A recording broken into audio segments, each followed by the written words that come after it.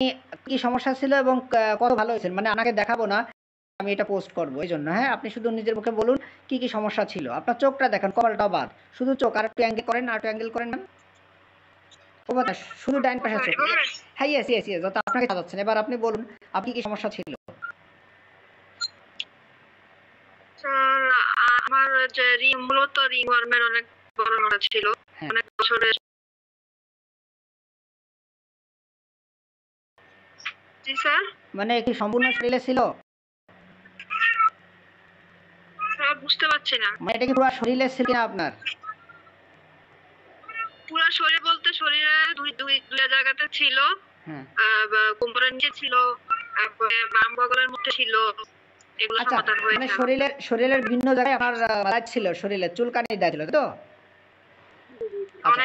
অনেক লম্বা সময় পর্যন্ত ছিল, আচ্ছা, প্রায় 2-2.5 বছর। আচ্ছা, অনেক লম্বা সময় ধরে ছিল। তো আমার ওষুধ খাওয়া কত পুরো 100% ভালো না, কতটুকু ভালো একটু বলুন নিজের মুখে?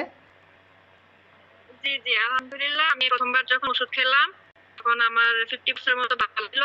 তারপরে যখন দ্বিতীয়বার ওষুধ খেলাম তখন একদম 100% বাকি 50% তো ভালো হয়ে গেল।